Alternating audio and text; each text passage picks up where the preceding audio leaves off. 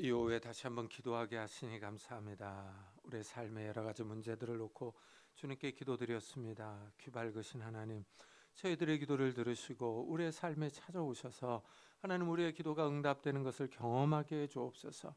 하나님께서 우리의 삶에 찾아오시며 함께 하심을 우리가 다시 한번 확인할 수 있는 귀한 기회가 될 수 있도록 축복해 주옵소서. 하나님, 정말 어려운 시대에 주님과 한 걸음 한 걸음 나아가기를 원합니다. 저희들의 삶에 평안함을 주시고 은혜를 주시고 기쁨을 더하여 주옵소서. 감사드리며 예수 그리스도의 이름으로 기도드리옵나이다. 아멘. 하나님의 말씀은 골로새서 1장입니다.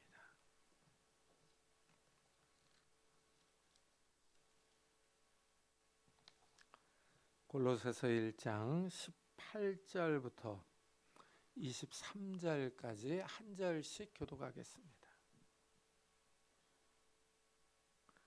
골로새서 1장 18절부터 23절까지 한 절씩 교독하겠습니다.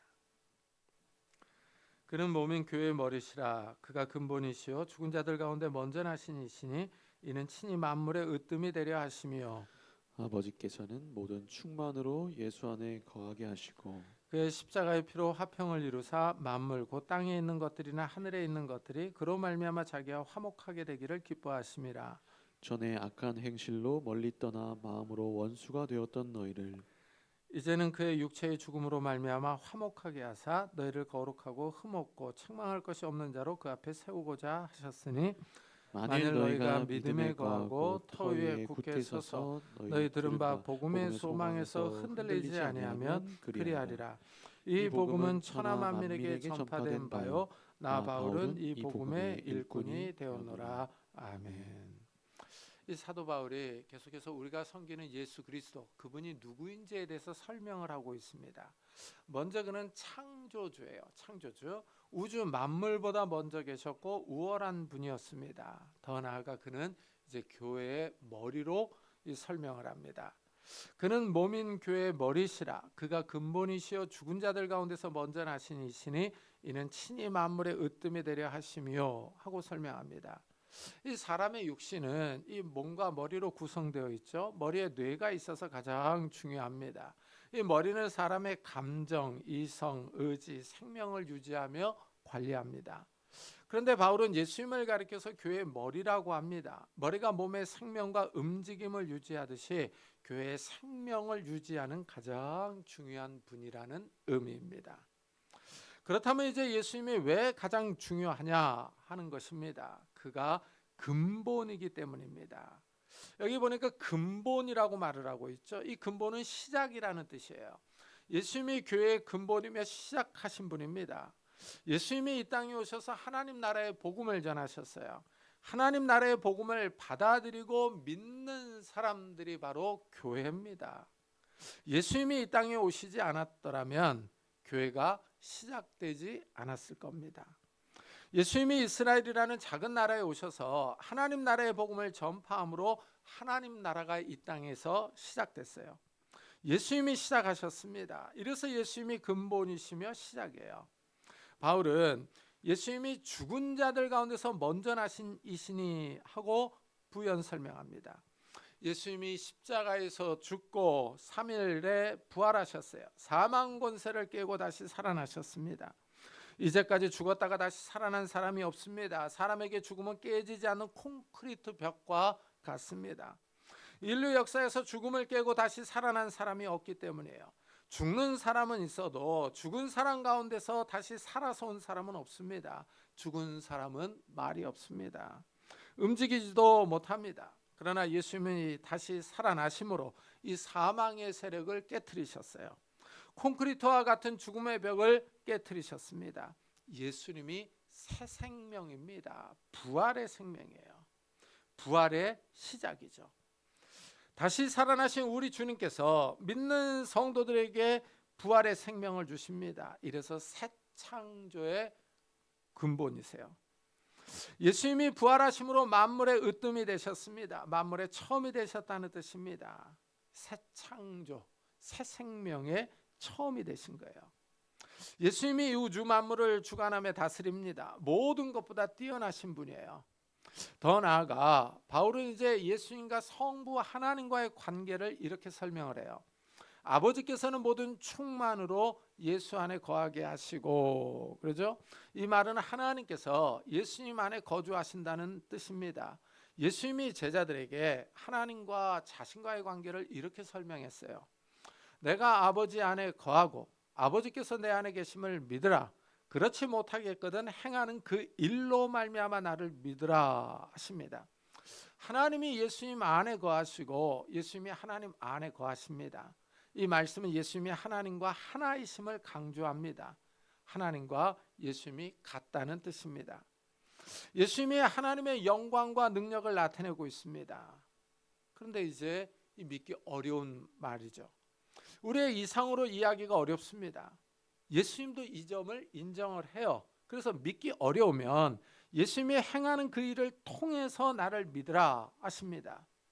예수님이 하나님이심을 믿기 어려우면 예수님이 행하시는 이 일을 보라는 겁니다. 예수님이 행하시는 기적과 이적을 보고 믿으라고 합니다. 예수님이 행하시는 기적은 사람이 할 수 없는 일이기 때문입니다. 사람의 능력으로는 할 수 없습니다. 예수님이 이 땅에 오셔서 하신 일들이 하나님과 예수님이 한 분이심을 나타냅니다. 예수님이 죽은 나사로를 살려주셨어요. 죽어서 장사 지낸 사람입니다. 부패하기 시작해서 냄새가 납니다. 그러나 예수님은 죽은 나사로에게 일어나서 나오라 하고 명령해요. 그러자 놀라운 일이 벌어집니다. 죽은 사람은 듣지도 못하고 걷지도 못해요. 그런데도 예수님은 죽은 사람에게 나오라 하고 명령하셨어요. 죽은 나사로가 예수님의 명령에 순종합니다. 배로 동인채로 무덤에서 걸어 나옵니다. 죽은 사람이 살아서 나왔어요. 예수님의 말씀에 창조적인 능력이 있습니다. 죽은 사람을 살릴 능력이 있습니다. 하나님이 하늘과 땅을 말씀으로 창조하셨던 것 같이 예수님이 죽은 사람을 말씀으로 살리셨습니다. 이래서 예수님은 하나님과 자신이 하나라는 사실을 믿지 못하겠으면 예수님이 하신 일, 하신 기적을 보고 믿으라 하고 말씀합니다. 예수님이 이 땅에 오셔서 하나님 나라의 복음을 전하셨어요. 하나님 나라가 있다고 하십니다. 그런데 사람의 눈에 보이지가 않아요. 이래서 하나님 나라의 복음이 문제입니다. 눈에 보이면 시원합니다. 모든 사람이 확인할 수 있습니다. 그런데 눈에 보이지 않아요. 그렇지만 예수님은 하나님 나라가 있다 하십니다. 예수님은 또한 자기가 하는 말이 사람이 하는 말이 아니라 하나님이 하시는 말이라고 합니다. 너희가 듣는 말은 내 말이 아니요 나를 보내신 아버지의 말씀이니라.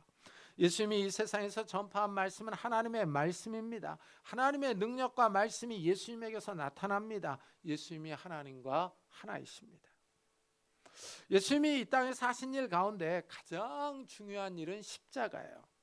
예수님이 십자가에서 죽었습니다. 바울은 이 십자가 사건에 어떤 의미가 있는지를 밝혀주십니다. 그의 십자가의 피로 화평을 이루사 만물 곧 땅에 있는 것들이나 하늘에 있는 것들이 그로 말미암아 자기와 화목하게 되기를 기뻐하심이라. 이 구절은 이제 19절부터 이어지는 구절이에요. 하나님이 예수님의 십자가 죽음을 기뻐하셨어요. 예수님이 십자가에서 죽으심으로 평화가 왔기 때문입니다. 하나님이 이 세상을 선하게 창조하셨어요. 그러나 사람이 하나님께 반역하며 불순종했습니다. 사람이 하나님을 떠나서 죽음의 길로 나아갔습니다. 피조물이 하나님께 반역했어요. 이 사람의 죄가 모든 피조물에 영향을 미쳤습니다. 그래서 짐승들도 서로 싸워요. 잡아먹고 먹히는 관계가 되었습니다. 육식동물이 초식동물을 잡아먹습니다. 초식동물들은 항상 긴장합니다. 육식동물들이 공격하지는 않을까 하고 늘 경계를 섭니다. 동물 세계에 긴장이 있고 화평이 없어요. 피조물의 질서가 왜곡되었습니다. 피조물이 썩어짐의 종로를 타고 있어요. 하나님은 이런 피조물의 왜곡과 반역을 기뻐하지 않습니다. 그러나 예수님이 십자가에서 죽으심으로 땅과 하늘에 있는 것들이 하나님과 화목하게 되었습니다. 예수님의 십자가 죽음의 효력이 하늘에까지 미치고 있어요. 우리가 자세하게 알 수 없는 영의 세계까지 영향을 미칩니다. 무엇보다도 예수님의 죽음은 인간에게 큰 영향을 미쳤어요. 전에 악한 행실로 멀리 떠나 마음으로 원수가 되었던 너희를 이제는 그의 육체의 죽음으로 말미암아 화목하게 하사 하고 말씀합니다. 하나님이 선하신 분이에요. 절대 선입니다. 인간이 이 선하신 하나님을 떠나자 악해졌어요. 악한 생각과 행동으로 인류가 괴로워하고 있습니다. 이 인간 질서가 파괴됐죠. 현재 중동에서 일어나는 전쟁을 보십시오. 미국과 이스라엘이 이란을 공격했어요. 이스라엘이 레바논에 폭격을 가해서 수많은 사람이 다치고 죽었습니다. 미국과 이스라엘이 지금 폭주하고 있습니다.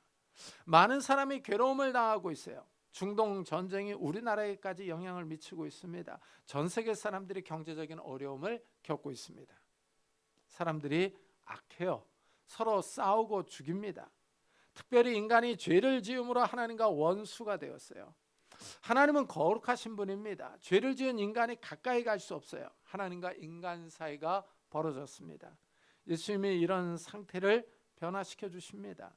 예수님의 십자가를 믿고 죄를 용서받은 사람들이 깨끗해져서 하나님께 가까이 갈 수가 있어요. 예수님이 죄를 치우셨습니다. 하나님과 사람 사이에 막힌 죄의 담이 허물어졌어요.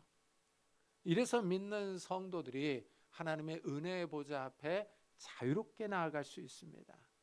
우리가 이 시간 하나님 앞에 나와서 예배드리며 찬양합니다. 예수를 믿기 전에는 하나님 앞에 나올 수가 없었던 사람들이에요. 하나님의 존재 자체를 부인하며 인정하지 않았던 사람들입니다. 그러나 예수님으로 인하여 살아계신 하나님 앞에 나아갑니다. 믿는 사람들 사이도 마찬가지예요. 이 평화가 있습니다. 예수를 믿기 전에는 다른 나라 사람들에게는 관심이 없었어요. 나와 인종이 다른 아프리카 사람들에게 별 관심이 없었습니다. 그러나 예수를 믿고 난 후에는 아프리카 사람들에게 관심이 생깁니다. 예수를 믿는다고 하면 아무 조건 없이 가까운 사이가 돼요. 예수 믿는다는 이유 하나로 형제 자매가 됩니다. 사람들이 아프리카로 선교를 떠납니다. 내가 복음을 공짜로 받았으니 전해주어야 한다고 말해요. 선교사들이 한국교회에 와서 아프리카 사람들의 생활상을 보여주면서 도와주어야 한다 하고 설교합니다. 그럼 성도들이 선교비를 보냅니다. 나와 아무 상관이 없는 사람들을 도와줍니다. 우물도 파주고 쌀도 보내줍니다. 의사들이 가서 진료해 주기도 합니다. 신기한 일입니다. 그리스도의 사랑이 사람들 사이를 이어줍니다.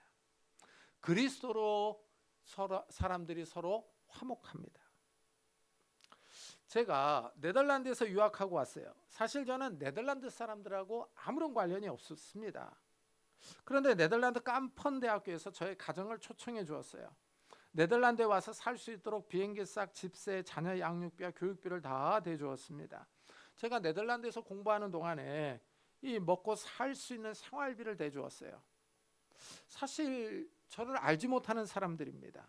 네덜란드 교회가 한국 교회가 막 부흥하니까 한국 교회 신학자가 필요하다고 해서 저를 초청해서 신학 공부를 시켜줬어요. 저희 가정이 네덜란드에서 5년 7개월을 살았습니다. 예수 믿는다는 이유 하나만으로 네덜란드 성도들이 저의 가정을 돌봐주었어요. 그리고 한국 교회를 잘 섬기라고 제가 공부할 수 있도록 도와줬습니다. 참 신기하지 않습니까? 저랑 안면도 없던 사람들이에요. 근데 예수 믿는다는 이유 하나로 서로 평화롭게 지냅니다. 화목하게 지내요. 이렇게 예수 믿는 사람들은 예수님의 십자가의 피로 하나가 됩니다. 믿음으로 연합합니다. 믿는 사람들은 하나님의 부르심을 받았어요. 거룩한 삶을 살도록 부름을 받았습니다. 이래서 사도 바울은 너희를 거룩하고 흠없고 책망할 것이 없는 자로 그 앞에 세우고자 하셨으니 하고 말합니다. 하나님은 성도들에게 죄악을 버리고 거룩하게 살라고 하십니다. 흠이 없고 책망받을 일이 없는 삶을 살라고 하십니다.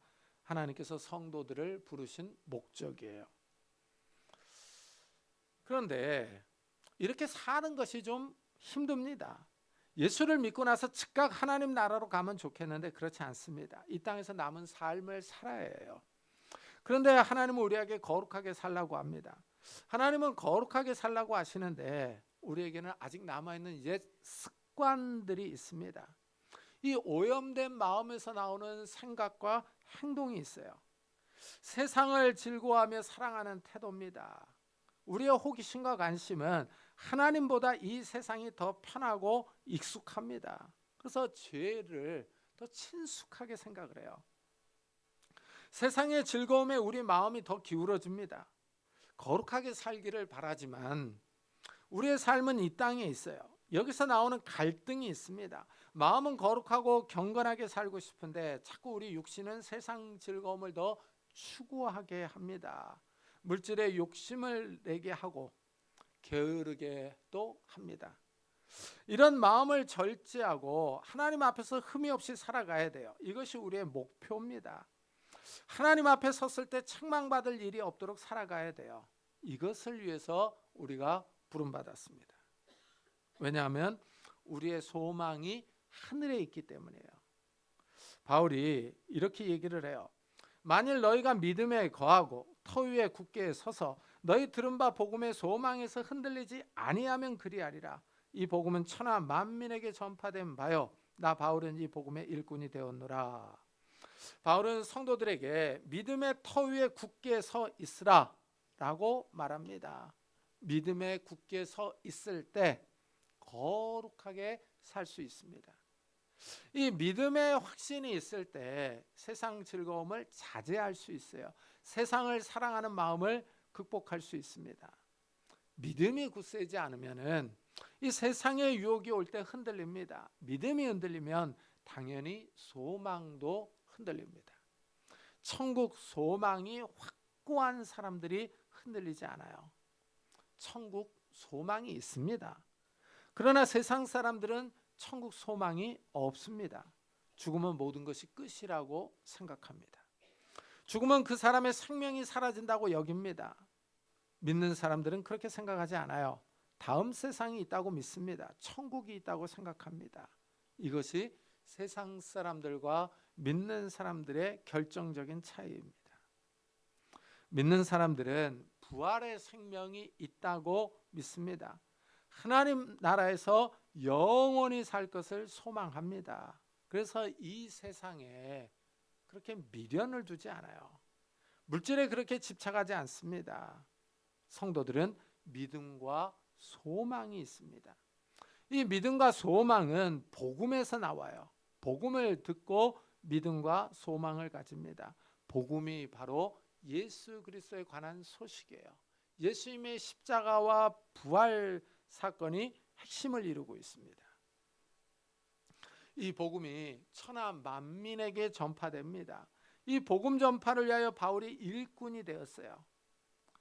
참 신기하지 않습니까? 정말 지도를 펴놓고 세계 지도를 펴놓고 보면은 그 작은 이스라엘이라고 하는 나라에서 복음이 시작됐어요. 정말 작습니다. 우리나라의 충청도 지역만 합니다. 그 작은 지역에서 시작한 복음이 전 세계로 퍼져나갑니다. 지금은 전 세계에서 수많은 사람이 예수를 믿어요. 복음이 정말 이스라엘에서 지도를 펴놓고 보면 땅 끝에 있는 우리나라까지 한반도에게까지 왔어요. 우리나라에 복음이 전해져서 많은 사람이 예수를 믿습니다. 복음이 처음 들어왔을 때 많은 박해가 있었어요. 그런데도 많은 선교사가 이 땅에 들어와서 지역을 나눠서 복음을 전했습니다. 많은 선교사가 들어온 덕분에 우리나라는 빨리 복음화가 이루어졌습니다. 하나님의 은혜로 많은 사람이 예수를 믿었어요. 우리나라는 가는 동네마다 교회가 서 있습니다. 이 땅에 하나님이 선택한 사람들이 많다는 증거입니다. 참 이것을 보면요, 이 복음을 들은 것이 복이에요. 복음을 듣고 싶어도 듣지 못하는 사람들이 있습니다. 성경을 읽고 싶어도 성경을 소지했다는 이유 하나만으로 감옥에 가는 나라가 있어요. 같은 시대에 한반도에서 살아가지만 북한의 환경은 우리와는 너무나도 다릅니다. 예수를 믿으면 박해를 받아요. 그런데 우리는 정말 자유롭게 이 복음을 듣고 하나님을 찬양하며 예배하고 있습니다. 이 바울이 이 선교하기 시작했는데 이 복음이 우리나라에까지 왔어요. 2000년대에 살아가는 우리가 예수를 믿고 있습니다. 내가 예수를 믿은 것이 정말 큰 복이에요. 복음을 듣고 말씀을 들은 것이 정말 큰 은혜입니다. 정말 이 은혜에 감사하면서 이 하나님을 더 잘 믿는 이 소망을 하나님께 두는 이런 성도님들이 되시기를 예수 그리스도의 이름으로 축복합니다. 기도하겠습니다. 우리 한번 들은 말씀을 생각하면서 우리에게 복음을 전해주신 분들께 감사하고 정말 우리가 믿음과 소망에 굳게 서게 해달라고 흔들리지 않게 해달라고 우리 한번 같이 기도하고 예배 말씀을